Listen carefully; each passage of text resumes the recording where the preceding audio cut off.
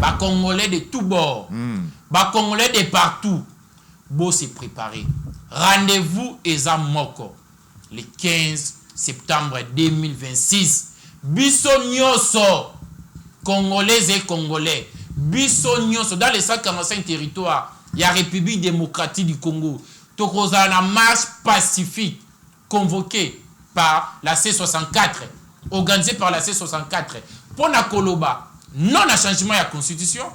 Pour la Koloba, non à glissement. Pour exprimer notre amour.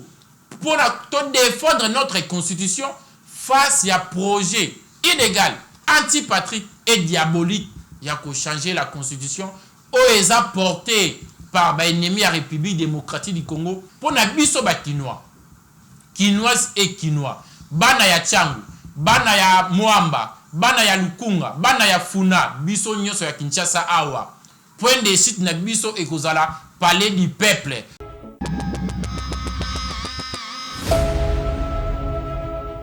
Mote bandeko balandi ya émission Masolo ya Kati. Lelo to yambi bongo moto ya ensemble.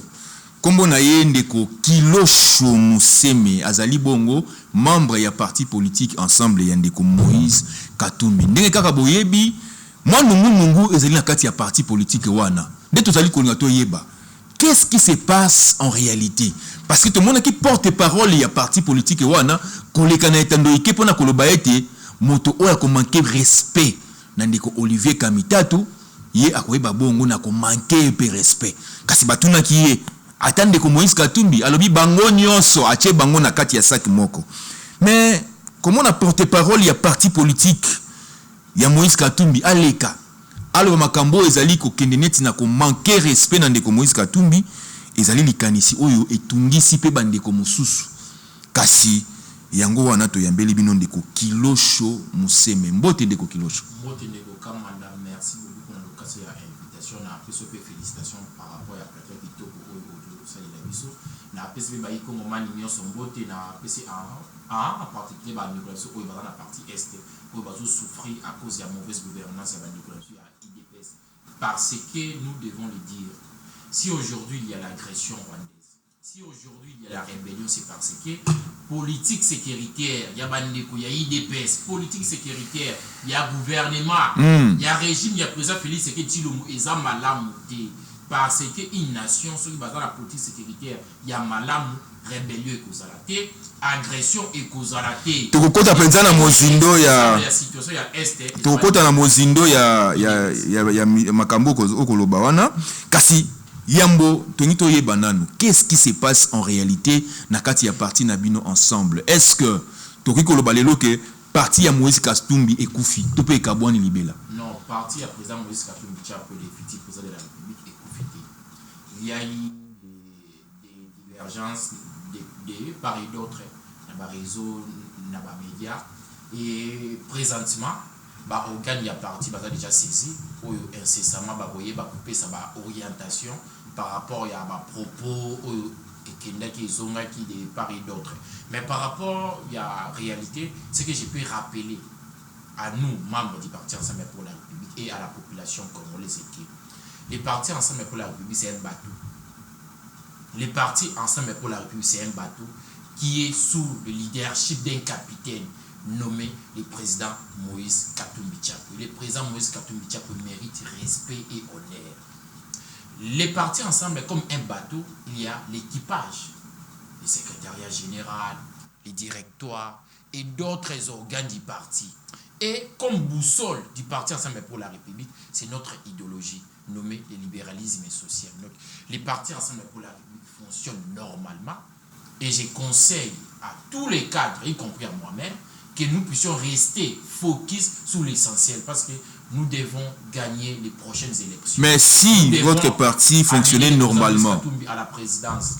Écoutez, si votre parti fonctionnait normalement, comment est-ce possible que Ndeko Hervé Diakese ou Azali Bongo porte-parole, yene mo lobeli ya Moïse Katumbi, yene mo lobeli ya parti ya Moïse Katumbi, aleki na etandoike, epa Ndeko na biso Pero Loara, pona koloba ete moto nyonso oya ko manquer respect na Ndeko Olivier Kamitatu, ya ko yeba bongo na ko répondre ye. Est-ce que ozo komona te que quelque part il y a un problème dans votre parti, au sein de votre parti. En fait, comme dans toute famille politique, oui, il y a des divergences. Je ne partage pas les propos de Maître Hervé Diakessé. Mais tenant compte des orientations du parti, je ne peux pas encore mettre un commentaire là-dessus. Je prends acte de ces actes et je ne partage pas son opinion. Les organes du parti sont déjà saisis et incessamment, les organes du parti vont tracer une ligne que nous tous, nous allons non mais écoutez, obligés de suivre. Population ya Kinshasa ya mokili mobimba bato bakolanda biso bakomela ki biso balobi bangi bayeba en réalité qu'est-ce qui se passe. Surtout ça na posa to yeba kaka eloko nini ekoleka parce que tout le monde là qui porte-parole à l'équipe. Est-ce que il y a un problème aujourd'hui entre ndeko Salomon Sikadela na ndeko Olivier Kamitato parce que un porte-parole il y a parti tango koloba akoloba ngo kaka pamba boyete ndeko Kilosho kamanda nulle part. On a mon place mon côté les sénateurs l'honorable Salomon Kalonzo Ididela a lobby X chose. Na mon place mon côté président honoré à l'Assemblée nationale Olivier Kamitato a lobby Y chose. Na mon place mon côté ba tweeter pour s'attaquer et l'autre mon côté. Là c'est un fait. Tout mon message à ta mon côté, il y a honorable sénateur Salomon Kalonzo Ididela il y a quoi attaquer Olivier Kamitato. Peut-être au mon message de mon côté, il y a président honoraire, il y a l'Assemblée nationale à attaquer l'honorable sénateur Salomon Kalonzo Ididela. Sur ces points, il faut tous être d'accord que tout mon côté, entre les deux, à attaquer mon ninga, tout le monde y a monté. Mais tout le monde, par contre, les commentaires des uns et des autres à propos X personnes, à commettre Y personnes agir. Mais il y a important. Et ça, combat ensemble pour la République. Les deux leaders majeurs, il y a parti ensemble pour la République. Olivier Kamitato, Salomon Kalonzo Ididela, tout mon côté a commis tweet, tout a commis message pour attaquer Moussou sur la place publique. Tout le monde y a monté. Tout, ça y a vidéo pour attaquer, non, dans le monde y a monté. Il y a un conseil, il y a un biso nyoso. Vous en avez mis l'unité. Tous à derrière le président Moïse Katumbi Tchapwe, tous à derrière notre capitaine, toi na bateau ya muneni. La population congolaise bateli biso espoir. La population congolaise baza cause la biso to bundisa régime ya ba justice. Régime oyo batie priorité intérêt na bango personnel au lieu place to bana ko s'attaquer entre nous. La priorité aujourd'hui. Donc quelque part tout le bail tourner notre regard vers notre objectif au eza pour gagner l'élection prochaine. Élection prochaine exacte ndeko nanga ndeko Tshisekedi ko organiser ba élection té. Eza ko accompagner le président Moïse Katumbi Tchapwe à comme la présidence peut to meka ko matérialiser notre programme oyo ekopé sa changement na République. Na moni bandeko mosusu ya ensemble bango bakoloba ete ndeko Hervé Diakessé entre guillemets alimbongo ya ndeko Tshisekedi pour ayeba bongo na ko kabola parti ya ndeko Moïse Katumbi. Balobi ako jouer jeu ya ndeko Olivier Kamitato bango so kipe baliembongo ya ndeko Tshisekedi to yebite mezali makambo ekolobama partout sikasikoyo boko mona te que makambo ekoleka na parti na bino na moment oyo peut-être tous allons a besoin que opposition population a besoin que opposition ya la makasi pour que aiba bongo na kobundisa ndeko Tshisekedi topé na koyeba ko protéger constitution ya mboka na biso quelque part to ki koloba ke parti ensemble. Vous allez jouer jeu à ndeko Tshisekedi té boko kabona na kati kuna pona koyeba ko fragiliser les sous l'avantage opposition. Non, même pas de bokam manda biso mais pour la République tout ça tourner autour de la vision, il y a idéologie na biso où ils ont le libéralisme social. Autour il y a combat na biso où ils ont au centre intérêt suprême de la nation. Par rapport à la divergence, dans toutes les familles politiques ou biologiques, il y a toujours des divergences. Là, c'est une évidence. Dans toutes les familles biologiques, politiques, même religieuses, il y a toujours des divergences. Mais aujourd'hui, on est toujours derrière. Il faut tous avoir responsabilité dans la. Il faut mettre de côté nos divergences. Total à notre combat. Ce qui compte aujourd'hui, c'est l'intérêt du peuple. Ce qui compte aujourd'hui, c'est notre combat.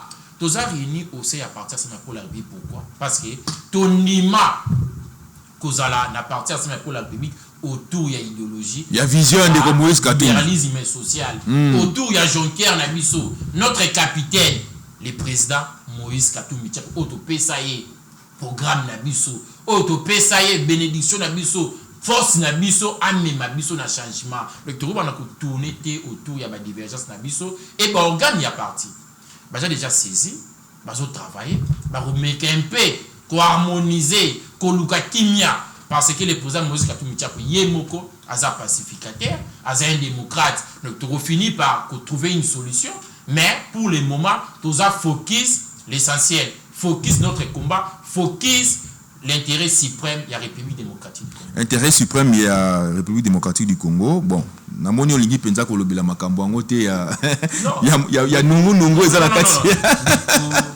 Na habité peut-être eza orientation à parti na bino. Non, dans la partie politique il y a la discipline. Oui. Il y a la ligne que tous nous devons suivre. Lorsqu'il y a eu des divergences, lorsque les partis par paix sur orientation, nous devons privilégier la paix. Nous devons privilégier l'unité. C'est ce que nous, tous membres du parti, on doit observer. Aujourd'hui, il faut pour la République. Mais pour préserver l'unité, mais bon, tout ça fait des collègues kamita, tout beaucoup tout ça a été.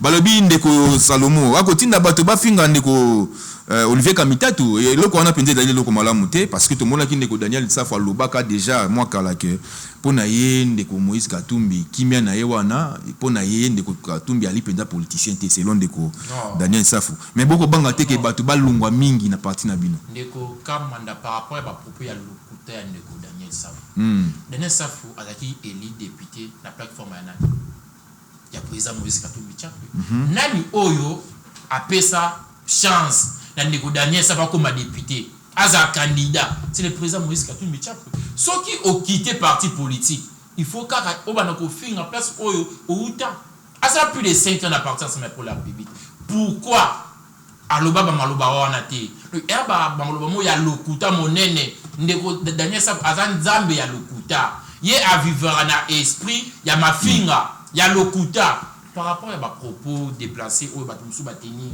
la divergence ou moi il a une responsabilité il y a que condamner ma propos aux qui un peu déplacé il y a des Hervé Diakese à l'égard non moi il a que condamner ma propos nyoso aux qui déplacé dans la divergence ou et tout le cas la carte il appartient pour la République et nous membres il appartient pour la République il faut tout ça là tourner autour de l'objectif de Bisso. Tout ça, focus l'objectif principal. Bon, focus c'est Ali. Pour privilégier l'intérêt suprême. Focus, il y a parti Nabino, parce que vous avez en 64. Exactement. Beaucoup préparé, marche monnaie, il y a le 15 septembre.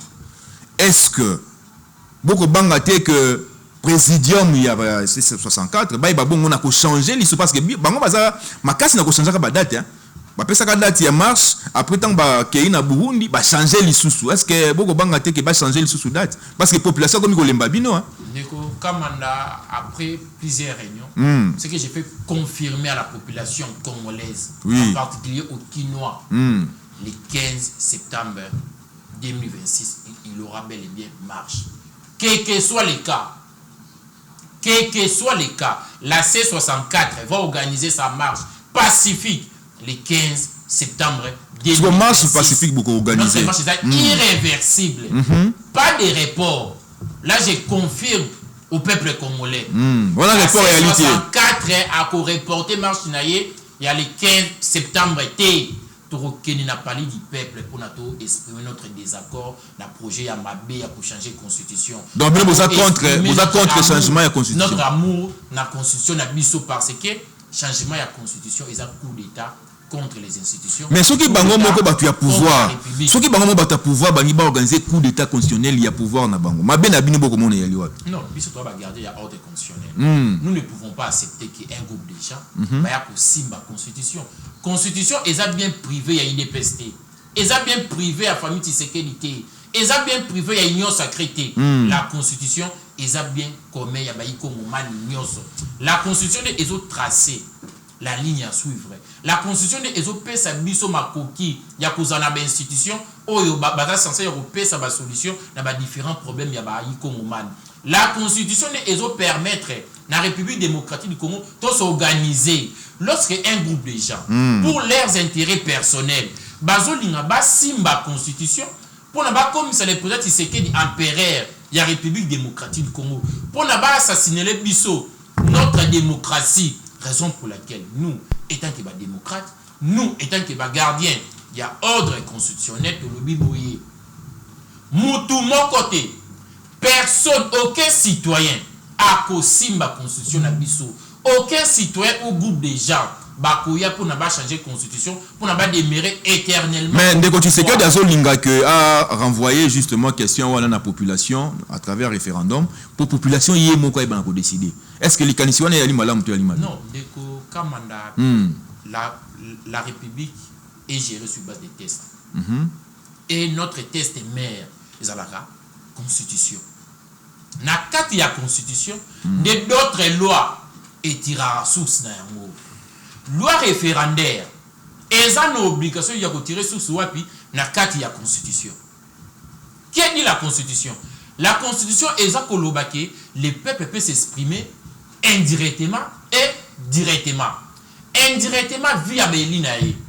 Indirectement et directement, soit via référendum, soit via élection. Via référendum, la constitution est précise.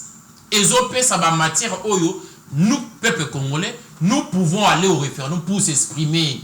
L'article 2 de la constitution est que un référendum pour changer capital.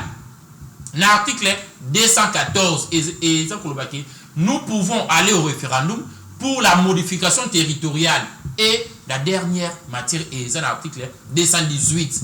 Nous pouvons aller au référendum pour la révision de la Constitution. Donc, Namibé Konabiso, maire la Constitution, nulle part. Et ça, ça, Makoki, na référendum, to changer la Constitution. Raison pour laquelle tout ça, la proposition de loi, il y a honorable Paul Gaspard, et ça, la violation totale. C'est quoi actuelle constitution? Actuelle article ni na actuelle constitution où ils allaient ko boya changement ya constitution. Non, la constitution est régulée, est encadrée par action politique nyos. Loi référendaire. Article ni oyo ezako boya. Non, loi référendaire. Il fallait étirer sous dans moi la carte la constitution. Ba matière aux constitution épaissie. Makoki, na loi référendaire, ils ont mis ça tout. Donc, tu as insérer, tu as inventé une autre disposition, tu as une loi référendaire, et vous avez une loi anti-constitution, et vous avez une loi où ils ont une violation totale de la constitution, alors que toute loi doit avoir la légalité ou en harmonie, doit être en harmonie avec la constitution. Loi, proposition de loi référendaire, il y a honorable Paul Gaspard, et ça l'harmonie dans notre constitution. Donc, il faut que les députés, membres de l'Union sacrée, cette fois-ci, va respecter la constitution. Balongola, la loi référendaire, la proposition de loi référendaire, matière et nous pouvons organiser les référendums pour changer la constitution. Quand insérer cette disposition, les députés, membres de l'Union sacrée, va violer la constitution. Ba sénateur membre ya union sacrée ba violer qui constitutionnel aujourd'hui membre ya majorité au parlement ya union sacrée ba na responsabilité historique soit ya ko revoir erreur na bango ya lobby oyo ba violer qui constitution soit ya ko demeurer na même erreur oyo peuple to roter les bango parce que to kozwa référendum mon côté pour changer la constitution de la République démocratique du Congo. Aussi longtemps que le président Moïse Katumbi a politicien, aussi longtemps que le président Moïse Katumbi a continué à mener un combat pour l'intérêt suprême de Mboka, aussi longtemps que nous, partis ensemble pour la République, dans la République démocratique du Congo, nous moko te pour changer notre et bon, ce qui s'y connaît, que tu sais qu'il dit, à sali forcing, parce que yem tata na pouvoir, ali na ba soda, ali na service à sécurité, azana ba moyen nyonso pona ko changer constitution wana. Si kasiko soki a changé yango malgré ba maso boko sala, malgré makambo boko loba. Est-ce que boko sala nini siko? Le pouvoir est pour le peuple. Si le président Tshisekedi azawana entre guillemets, malgré to yebi ndenge nini akoma wana. Eza entre guillemets parce que la constitution et loba que à chaque 5 ans, il faut organiser une élection, to tia président de la République. Azawana te na volonté ya IDPS. Azawana parce que la constitution et réglementa mutu oyo akoki kokamba la République démocratique du Congo. Peuple ekenda ko voter na référendum ya 2005 cette constitution. Les mêmes peuples, il y a des détenteurs, il y a pouvoir. Autorité nyonso, pouvoir public nyonso. Et où t'arrives pas peuple. Si le président Tshisekedi, si l'IDPS, si l'Union sacrée, Balingi, Babanda, ko gérer la République démocratique du Congo éternellement, en contradiction totale, Namibeko, il y a République démocratique du Congo, en contradiction totale dans notre constitution, les peuples congolais, détenteurs, il y a pouvoir, Bako, récupérer les pouvoirs. Peuple et qu'on soit pouvoir dans le donc les peut-être c'est qu'il a une obligation par rapport à serment naïe oyo après tant à 2019 puis aya ko répéter on a 2024 a une obligation historique après tant devant le peuple na devant Nzambe a koki ko manquer respect dans Nzambe té a koki ko manquer respect dans peuple congolais té te mais il y a le changer constitution serment naïe parce que dans serment naïe ils a ko obligé à protéger notre constitution, à observer notre constitution. Serment naïe, et ça coupé ça y était autorisation, il y a pour changer constitution. Donc le peut-être c'est que contrairement à la union sacrée, il y a une obligation devant Dieu et devant les peuples, il y a pour battre là notre constitution contre l'idée à changer.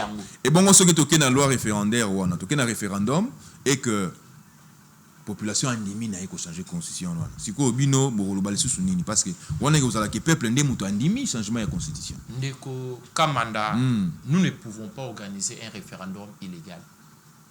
Nous ne pouvons pas aller voter dans un référendum où c'est illégal. Ça passera pas. Biso baye ensemble pour la République.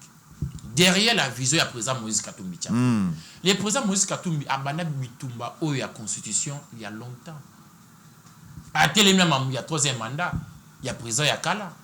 Le président Moïse Katumbi a défenseur monene, il y a constitution. A défenseur monene, il y a démocratie congolaise. A défenseur monene, il y a intérêt suprême Yamboka. Lorsque un groupe de gens, oh baza ennemi à la République démocratique du Congo, réunis au sein de l'Union sacrée, bazo lingaba changer notre constitution pour leurs intérêts personnels. Parce que changement de la constitution, intérêt, il y a peuple exaté. Intérêt personnel, il y a président Tshisekedi. Il y a qu'on demeurer éternellement au pouvoir. Nous bâtons au centre. Donc la République démocratique du Congo, tu as dépensé des milliards de dollars pour répondre à l'ambition personnelle d'un citoyen. Et là, on est illégal. Et ça illégal. Raison pour laquelle nous... Et là, on est beaucoup proposé dans le Tshisekedi. Mon limite à changer la constitution. Beaucoup de dialogue bino ndebo convoqué en to pe bande ko église catholique na habité quelque part monité que beaucoup compliqué pende ko Tshisekedi quelque part beaucoup lingate a changé constitution il y a le but que ngai tant que président de la République na na pouvoir wana il y a ko changer constitution wana on les aningi bande ko pouvoir ba koloba non ndeko Tshisekedi pouvoir na ye e utara chebatu ya IDPST pouvoir ndeko Tshisekedi e utara na union sacrée pouvoir ndeko Tshisekedi est encadré par des lois. Président Kolamgo un bon matete abani ko agir en contradiction na mibeko oyo commissaire place wana. Si aujourd'hui tozo benga garant il y a une institution, garant ya constitution. C'est pas la garant ya constitution. Non, asa garant ya constitution. C'est pas ça garant ya constitution té kasazali garant il y a bon fonctionnement, il y a bonne institution un beau cannabis. Et à contradictoire. Oui. Pourquoi? Parce qu'il y a un professeur, il y a un professeur Pourquoi? qui a dit ça. Non. Na syllogisme est simple. Asa garant, il y a bon fonctionnement, il y a bien institution. Ben institution on a et la constitution. Si asa garant, il y a bon fonctionnement, il y a bien institution. Asa garant, il y a fonctionnement, il y a bien institution. Ben institution on a ils ont tiré sous dans puis la constitution. Mais carabino lorsque garantir ben institution automatiquement a comme une obligation, il y a qu'au garantir la constitution. Pire encore, son serment. Et ça à observer, puis à protéger notre constitution, puis à défendre yango automatiquement. Mais bon, ce que je dis, moi, à défendre, à ligner, ce qu'on défendre yango. Alors, il a changé yango pour y Monique 229 articles, où ils ont la carte de la constitution, ezali pona ye ko bloquer développement ya mboka selon bandeko ya UDPS balingi basala constitution ya sika po babakisa biloko oyo ekosala ke mboka na biso ekende liboso siko bino bokomona mabe wapi ndeko na ngai mabe ali ezali place nini ndeko na ngai nani kilosho 2019 depuis l'épisode Tshisekedi a commencé au sommet de l'État en 2019 aucun projet initié par les pouvoirs Tshisekedi et Banda du début à la fin et c'est là jamais. Est-ce que c'est la constitution et bloquer le projet nyonso? Il y a un projet Tshisekedi et si la té projet il y a 100 jours. Ba maison préfabriquée. Si le lot est si la té. Est-ce que c'est la constitution et bloquer ba maison préfabriquée ba si les sangoté? La constitution est bloquer ba maçon. Ba si ça musala ngoté. Chaque jour tout yo comme on va détournement. Qui moyibi. Est-ce que c'est la constitution et zotinda nos dirigeants bayiba? Bakanga constant mutama pona kimoyibi. Est-ce que c'est la constitution ne eyebisa ndeko constant mutamba ayiba mosolo ya mboka? La mauvaise gouvernance. Est-ce que c'est la constitution et zotinda nos dirigeants ba membre ya union sacrée ya UDPS ba instaurer la mauvaise gouvernance? Non.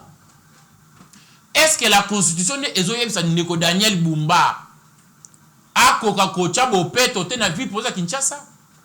Non. Est-ce que la constitution est autre kotinda la première ministre Judith a ko matérialiser programme ya gouvernement te a ko créer emploi te? Ce n'est pas la constitution. Est-ce que la constitution est autre bloquer régime ya président Félix Tshisekedi Tshilombo ba pesa ba ikongo mani mai ba pesa ba ikongo mani courant? Ce n'est pas la constitution. C'est par contre la mauvaise politique instaurée par les pouvoirs du président Félix Tshisekedi Tshilombo. Il y a un blocage. Il y a la République démocratique du Congo et la constitution. Lorsque la constitution est garantir avantage financier chez les dirigeants, la constitution est bloquée à Bangote. Chaque fin du mois, foutre les pouvoirs Tshisekedi. Foutre la première ministre, foutre la dirigeant congolais. Mais constitution est bloquée à salaire na bangote pour nanini.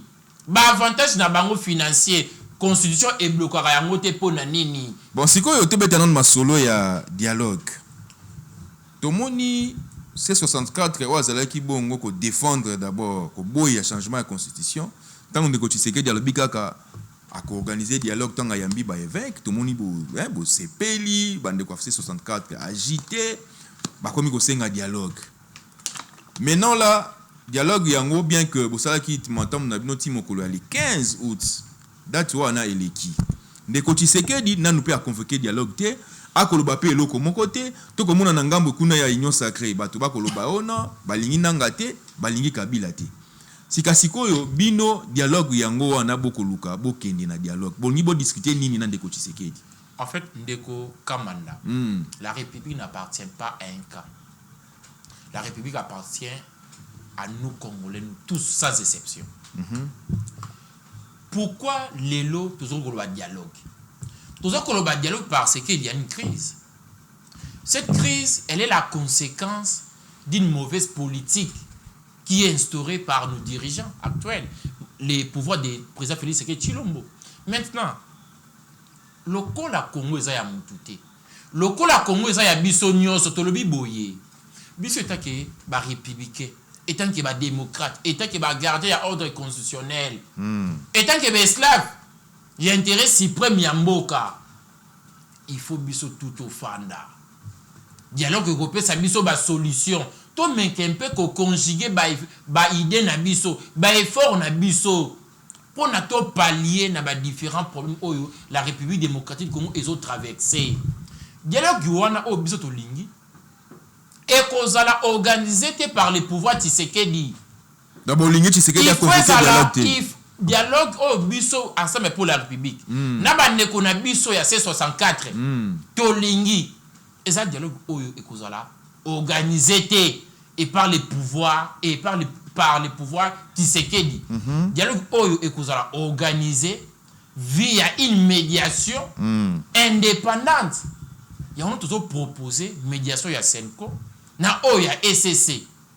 Na kati ya dialogue wana ekozala ba partie prenante.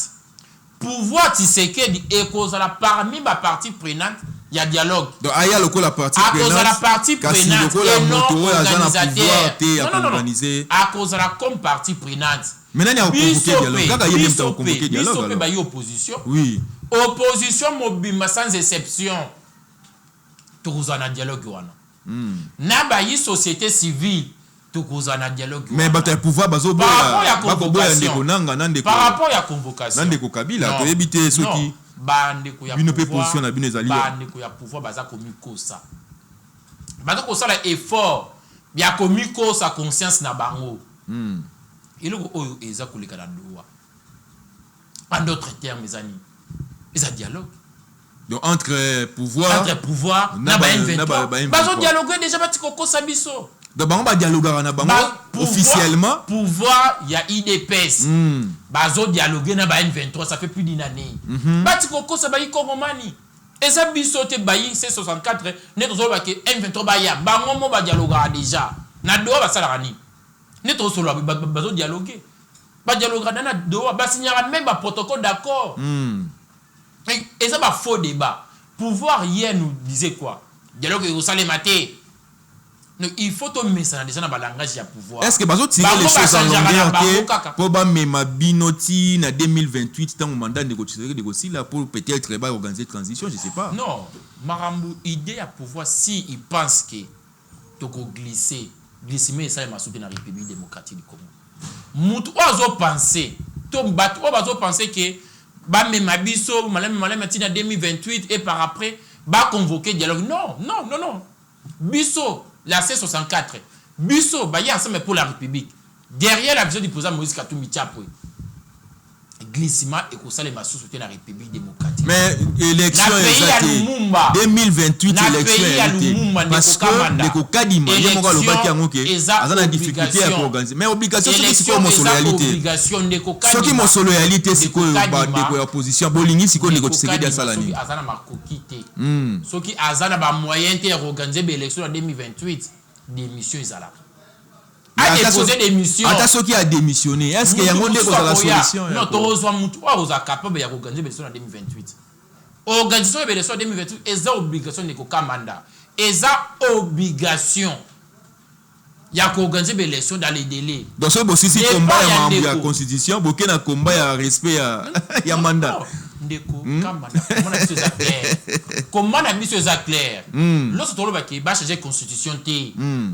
To respecter la constitution na kati ya constitution eza obligé biso nyonso la majorité la société civile et nous de l'opposition to respecter yango en entièreté pe na kati ya constitution eza kolobanini chaque fois après 5 ans nous devons organiser les élections. Le président de la République est élu pour un mandat de 5 ans renouvelable une seule fois. Cela veut dire qu'en 2028, donc c'est que la élection salama. Ata mon solo réalité. Ata mon solo ya salama élection. Le président Félix Tshisekedi il faut alongo na kibokonzi. Oh, akende wa. Il faut organiser des élections. Mais bandeko ya IDPS balobi. Ndenge moko bandeko ya IDPS bango balobi boye. Ndeko Tshisekedi akotikala na pouvoir ti mokolo oyo yesu akoya. Bino sikoyo. Oko mona te que quelque part beaucoup se distraire parce que ya kotikala na libela. C'est l'homme bandeko ya IDPS. Kamanda soki Hollandi soki Hollandi maloba ya bato ya IDPS okobela. Parce que bango bakolo ba lelo oui. Lobi balobi non. Après le bikolo balobi ke baye ba quitter. Baza banzambe ya changement ya ba parole. Et loko o eza évidente. La chose évidente eza que na 2028 le président Tshisekedi à cause de la sous-présidente après 2028 et à cause de la remise et reprise. Et bon ceux qui se croient à cette élection. Nata mokonzi ya sika. Ceux qui ndeko Tshisekedi a organisé l'élection. Kabila. Étant que sénateur à vie. Aza cause la moninga na Tshisekedi. Bakoma na groupe na bango WhatsApp. Ya ba ancien président, ya ba sénateur à vie. Ngai na ko sepela. Ba intégrer un peu la groupe wana. Pour la kala ndenge ni ba ko bana ko solola. Parce que après 2028, ba ikongo mani il faut boye baké to ko koma na des sénateurs à vie. Ndeko Félix Tshisekedi Tshilombo sénateur à vie. Nandeko Joseph Kabila Kabange, sénateur à vie. La République démocratique du Congo est qu'on vivre une démocratie. Et ça, obligation. Et qu'on dépendre de l'IDPS. Donc, pour la bino bandeko ensemble. Pour la bino bandeko ensemble. Élection, ils allaient à Moïse Katumbi ndia comme président. Non. Pour la biso baye ensemble pour la République. L'État congolais, les institutions, il faut mobiliser les moyens. Il faut mobiliser les moyens. Et bon, ceux qui ont moyens d'alité, c'est quoi? Non. Comment les moyens allaient toujours pour un voyage? Pour un voyage, les moyens allaient rater. Parce que pour un voyage, non, pour un voyage. Parce que négocier que d'accord le voyage, on a un monde qui permettre que Mboki tambola selon Nengetelo Kaba. Parlons-en. La République a un problème sécuritaire. Plus de 200 voyages à Tata Mokonzi Félix Tshisekedi Tshilombo. Na ba voyage ya ba membre ya gouvernement et apporter la République démocratique du Congo solution nini na problème sécuritaire. Aucune solution. Tantôt toké Doha, tantôt toké Luanda, tantôt Washington, tantôt Nairobi et apporter les solution moko. Mais les loba congolais ba kolia ba lebele ba congolais ba kolia 4 fois. À part ba photo. Ndeko Kabuya lobaki yango ala dit que Tshisekedi a bongisi mboka social. Les présidents Tshisekedi akitisi dollar. Les présidents Tshisekedi na programme naie a créer des millions d'emplois. Chaque année normalement. Donc à créer un côté. Normalement il fallait créer plus d'un million d'emplois. À créer un côté Timo Kolele. À créer 0 emploi. Oh. Tiens ma voyage Joana et apporter les biso combien des investisseurs? Aucun investisseur. Toko wana ko dépenser des millions de dollars té. Na ba voyage oyo ezo produire ba résultat té. À part ba résultat ya ba photo, la République est bénéficiée kaka na album. Tozu ba photo belé. Mais résultat probable exact. Lorsque Ndeko Kabuya aza kolobake taux d'échange ekiti dollar ekiti Alba congolais ba kolia malamu. Eza lokuta monene. Les peut-être Tshisekedi na 2019 a commis aux affaires. A coûté $1 est égal à 1600 francs congolais. Si aujourd'hui en 2026 $1 est commis 2250 francs congolais, taux de change est quitté. Et quitté par quelle magie? Donc bah quitté $6 mais biloko est quitté. Non. Quel dollar est quitté? Ils ont dit 28 c'est qui est 23 500 après commis sur 22 500 place. Étude comparative. La responsabilité publique. Biso bayi Kongomani. Lorsque les présidents Tshisekedi a commis aux affaires, la République démocratique du Congo est na état nini. $1 1600 francs congolais. Sous la gestion ya Mabe, ya pouvoir ya IDPS, dollar comme à 28. Après le dollar comme na 22. Est-ce que to koloba que dollar est quitté alors que IDPS écoute $1 na non seulement quitté $, mais biloko pe ekita taloté. Non, biloko pe ekita taloté, biloko etikali na prix nango. Abongisi eloko moko té sur le plan sécuritaire. Oui. À côté aux affaires en 2019. IDPS côté ba bi té biso dans expérience, il y a opposition, to appels na gestion ya malamu. Goma na Bukavu sous contrôle de Kinshasa. Ils ont dit ça va c'est bon maman qui est bien. Rwanda to un partenariat na Rwanda té. Ambassadeur ya Rwanda qui accrédité à la République démocratique du Congo. To bani komona na matanga ya patriarche. En quelque sorte nous ba na matanga ya patriarche. Pouvoir ndé baye biso. Paul Kagame. Sécuritaire to ali. Babani ko yembela Paul Kagame. To avancer les sous ba comme ko signer ba accord. Na Rwanda. Oh biso to yebi ki Rwanda ezaki pays agresseur. Mais le peut-être c'est qu'il a benga Paul Kagame partenaire fiable de son frère. Ne ba kuta la République démocratique du Congo malamu. Ndeko kama na régime ya IDPS. Ba kuta la République démocratique du Congo. Donc baye ko bomboka ndenge ngoni. Ba monde baye ko bomba la République démocratique du Congo. Ba bomi la République démocratique du Congo na makambo nyonso. Na makambo nyonso to memeli biso ba TikToker. Ba memeli biso ba TikToker aux affaires. Netina na bango ka ba non. Na rotanga te. Ba memeli biso ba TikToker aux affaires. Okomona un ministre azo sala spot vidéo lokola message n'est en totale contradiction na message ya Tata Mokonzi. Tata Mokonzi a koyebisa bango botika mamu ya ba gironfa.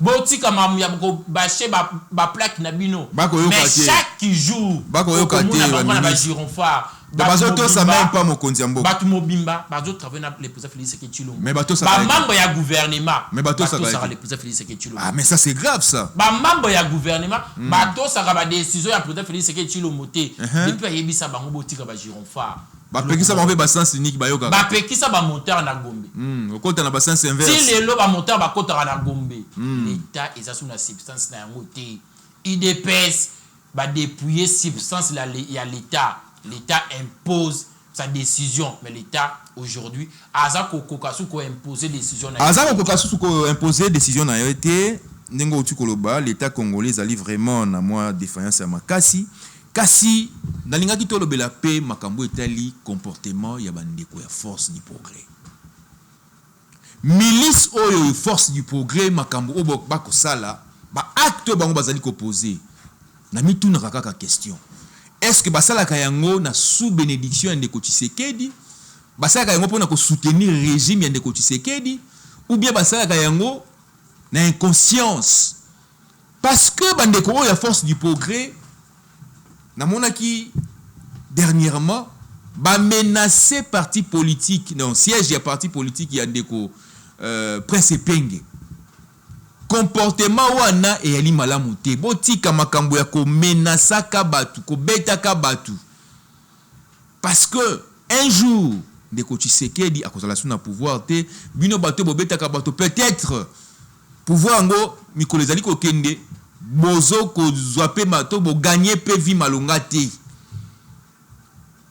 to mona ba régime mususu pe eleka Mobutu asala 32 ans au pouvoir mais akenda kasi ndeko Kilosho est-ce que yo nanu bandeko ya force du progrès ba menacer ote parce que bango ba ko menacer ba opposant ba ko menacer ba to nyonso o ba yaka na etendo ike pona ko yeba bongo na ko loba vérité ba to force du progrès ba lingi eloko wana te est-ce que yo déjà ba ba menacer ils a passé dimanche passé car dimanche oui tellement que le samedi la C64 va fixer qui est au ça la marche au point de chute de biso que vous allez parler du peuple. Tant que membre de la C64 via les partis Assemblée pour la République, je me suis dit tout lancer malamment ba hostilité. Na que ça là sport vidéo li bosso a parler du peuple. Et puis un dimanche ba bazara na bangona te ba rapport membre ya sport tout na 15h. Tobandi ko sala vidéo na ndeko na ya ser na pesi embote tobandi kaka boye bandeko ya force du progrès baza ya lokola to yibi mongo ya l'état na obligé à kotia kashine po baye ba o malamu te ta una tie kashine baza na biso déjà ndeko ya ser mais obika ki parce que ndeko ya ser a proposé ta amoni bango Malamant to bani ko ça diversion. C'est comme ici to ko ça sport ya ndeko innocent. Pona to bima place wana ndeko kamana. Pona to bima. Liboso appelé du peuple. On était obligé. Ya ko ça la diversion parce que ba y plus de 10. Donc ba y ben na ba y plus de 10. Na idée ko beta bino ko menacer bino. Plus de 10. Na cheka chine. Technicien nga ndeko ya ser ayebisinga tout ça diversion maman bon diversion bandi le quoi tout ça ko ça sport il y a musicien na biso ya monene ne ko innocent le ça so qui tout ça qui diversion on a té so qui tout ça qui diversion on a té ndeba beta ki o makasi na combo ya star na biso innocent mais le ndeko kamla to solo la té to solo la té mais ba ni ko tuna biso ko ça nini awa mais ça va risque ça sport il y a des innocents tout ça va risque on a pour l'intérêt suprême ya mboka tout ça kobo ya ba moni la biso tout ça kobo ya ba confisquer pouvoir mais il faut qu'on banga bandeko wana parce que bango ba betaka bazokisaka bandeko force du progrès ndeko kamanda ngai na ko interpeller bandeko na biso au pouvoir on fait pas la politique sur base des muscles politique ça affrontement ya ba idée bino bolongwe na ba idée bon comme un affrontement il y a ba muscle la République démocratique du Congo il y a Lumumba il y a Papa Simon Kimbangu il y a ba Patrice Kasavubu et qui République démocratique du Congo il y a ba muscle té baba nous on a combat des idées donc le dimanche dans qui face il y a danger il y a monnaie heureusement que technicien ngai c'est un stratège improviser une diversion rapide. J'étais obligé même il y a protéger à faveur il y a innocent protocole sabango ka to bima place wana. Je pense que spot wana to balancer un open émission toza ko dénoncer comportement ya mabe ya bande ko na biso ya force du progrès. Mais à part bango na mona ki ndeko moko j'ai tout bapilé a oti ko finga force du progrès. Bango moko étant que ba citoyen. Vous gagnez ni na pouvoir, il y a IDPS. Vous gagnez ni. Bango balingi batika na bango balingi bazali. Mais ba protéger pouvoir na bango. C'est pas bien. Ce n'est pas bien. Moi je suis d'accord. L'affrontement ya ba idée. Togo ko bana ko s'affronter par rapport ya ba idée. Boye ko yebisa biso pourquoi bo niveau changer constitution. Pe eloko moko to bosa ko tuna bande ko na biso ya IDPS. Boye na projet ya ko changer constitution. Mais boyeli biso te change constitution ya sika o besoin proposer donc il est lo ngai nazo kosenga ndeko kabuya ezate naza kosenga na ndeko kabuya naza kosenga na ndeko mbata constitution ya sika totala ngona présidium ya union sacrée changement ya constitution oui to boyango mais bon la kisabiso moi mukada na bino ya lokuta wana o bazolinga bazolinga tokene na référendum tant musupe ko la paix constitution malamu koleka oyo non na kati ya mukanda wana ya lokuta so babimisi yango tant mususu yango non eza lokuta de kokama il y a une précision et loko nyonso oyo bima na IDPS projet makanisi nyonso za toujours mabe et loko nyonso oyo bima na IDPS za toujours mabe pour preuve IDPS va pesi biso ba gestionnaire public ba pesi biso ba gouverneur na kozwa exemple ya ndeko Daniel Bumba aza gouverneur ya malamu aza membre ya IDPS non na kozwa ministre Chabani ya intérieur est-ce que a pesi biso sécurité na kozwa exemple ya ndeko ya défense Guy Monavita est-ce que a pesi biso sécurité na est eloko moko te na kozwa DG ya kala ya Sokimo membre ya IDPS apporter monsieur le comment donc c'est que les raison pour mandai ko zo c'est Kabila qui nous bloque c'est Kabila donc les raison ya l'île sous-souté de kokamba moi je confirme oui blocage eza de Kabila te blocage eza de Moïse Katumbi te blocage eza constitution te c'est quoi eza nani kasi vrai blocage eza la mauvaise politique ya IDPS pourquoi parce que IDPS eza qui préparé te il y a qu'à gérer la République démocratique du Congo. Batika ko préparer ba cadre na bango te. Hormis ba matinée na ba soirée na bango politique. IDPS batika ko organiser te ba formation pour na ba cadre na bango. Raison pour laquelle la gestion na bango est chaotique. Chaotique, gestion IDPS est chaotique sur toutes les lignes. Raison pour laquelle les peuples baza ko sambela. Les lois de ko kamanda peuple a comment ko sambela chaque jour. 2028 et ko na lombangu. Ndeko Tshisekedi asa ni bengana bandeko ya IDPS au pouvoir d'une manière démocratique pe biso ba yasa mais pour la République tout ça ko yebisa la population congolaise les peuples congolais tous à la focus mais bino pe na kati ya parti sengeli boyo kapoto comme na suka ya émission na biso ce qu'il faudrait peut-être couper sa message d'abord na batu ya bandeko ya parti na bino oyo bazana mwa nungu pour na makambo ekoleka kuna okoloba nini et puis message nini okopesa na population congolaise pour na makambo etali marche na bino boko organiser ya le 15 septembre na pesio maloba parce que to comme na suka ya émission par rapport à parti ensemble pour la République na ko rappeler kana ba hier ensemble nyonso que ensemble pour la République eza bato ya monene oyo to na kaka na capitaine moko nommé le président Moïse Katumbi Tchapwe c'est lui notre jonqueur c'est lui notre leader c'est lui notre mentor. Toi, un mentor moko nommé le président Moïse Katumbi Tchapwe.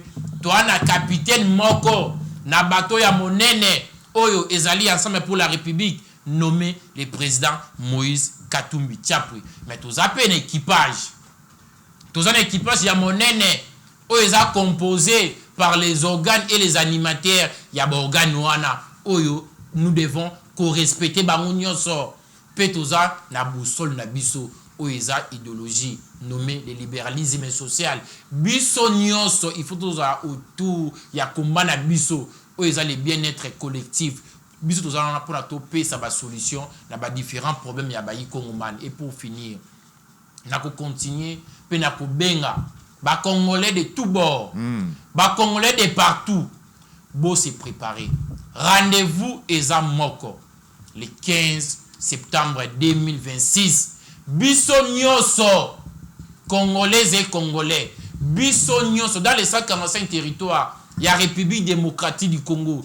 Tokozala na marche pacifique convoquée par la C64, organisée par la C64 pour na koloba non à changement de la constitution, pour na koloba non à glissement, pour na ko exprimer notre amour, pour na défendre notre constitution face à projet illégal, antipatrique et diabolique. Il y a qu'à changer la constitution aux porté par l'ennemi à la République démocratique du Congo pour na biso ba Quinoise et Quinois, bana ya Tchangu, bana ya Mwamba, bana ya Lukunga, bana ya Funa, biso nyoso ya Kinshasa awa. Point de site na biso ekozala palais du peuple. To se mobiliser biso nyoso, ba étudiant, ba vendeur, batu oyo bazo sibi ba injustice, batu oyo bazangi misala, batu oyo baza victime na mauvaise gouvernance ya président Félix Tshisekedi Tshilombo. Biso nyoso to se retrouver le 15 septembre 2026 na balabala to protéger notre constitution face à l'ennemi à la République démocratique du Congo. To rekende na palais du peuple d'une manière pacifique. Sans été, to rozalaka na constitution na maboko to protéger notre constitution. Ba parlementaire membre ya Union sacrée ba répéter erreur na bangote ya ko voter une proposition de loi oeza illégale. Totondi yo botondi ndeko Kilosho Museme toko rappeler que ozali membre topé cadre ya parti politique ya ndeko Moïse Katumbi ensemble yango ndezali parti Nabino totondi bino botondi ndenge. Merci beaucoup pour l'invitation de Okam. Totondi yo pe botondi ndenge ondimaki invitation na biso totondi bino botondi ndenge bolandi biso botika la bongo na programme na biso na Presse Libre TV. Messieurs, bienvenue dans notre chaîne Presse Libre TV. Pour vous informer 24 heures sur 24 sur l'actualité politique, économique, sociale ainsi que sportive du Congo Kinshasa. Abonnez-vous massivement sur notre chaîne Presse Libre TV. Prenez rendez-vous avec Noko, National Kamanda ainsi que Mbelu Star.